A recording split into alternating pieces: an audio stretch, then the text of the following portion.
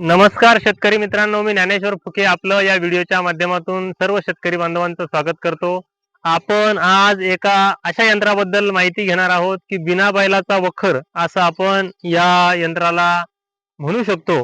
शेतकरी बांधवांनो, आज या धकाधकीच्या जीवनामध्ये कमी शेतजमीन असणाऱ्या शेतकरी बांधवांसाठी मी या यंत्राबद्दल आपल्याला माहिती देऊ शकतो की हे यंत्र आपण मक्कामध्ये, कपाशीमध्ये, उडीद मुंगामध्ये आणि सोयाबीनमध्ये याचा वापर करू शकतो। 12 इंच याला पास आहे। कोळपणीसाठी आपण अतिशय योग्य पद्धतीनं याचा वापर करू शकतो। कमी शेतजमीन असणाऱ्या शेतकरी बांधवांना बैल सांभाळणं या ठिकाणी शक्य होत नाही बऱ्याच शेतकरी बांधवांना, त्यामुळं हा यंत्राचा वापर हा आपण अतिशय योग्य पद्धतीने करू शकतो। चालायला देखील सुलभ आहे। या व्हिडिओच्या माध्यमातून तुम्ही बघू शकता शेतकरी बांधवांनो, आपण कपाशीमध्ये हे यंत्र वापरतोय।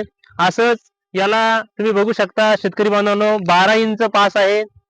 12 इंच पास आपण मक्यामध्ये, सोयाबीनमध्ये या ठिकाणी चालू शकतो। त्यामुळे शेतकरी बांधवांनी हे यंत्र अतिशय सोप्या आणि कमी खर्चामध्ये या ठिकाणी उपलब्ध आहेत। कुठल्याही वर्कशॉपमध्ये, एल्डिंग वर्कशॉपमध्ये आपण जर गेला तर हे यंत्र आपण 1200 ते फक्त 1500 रुपयामध्ये आपण बनवू शकता आणि एकर 2 एकरची कोळपणी ही आपण बिनधास्तपणे या ठिकाणी करू शकता।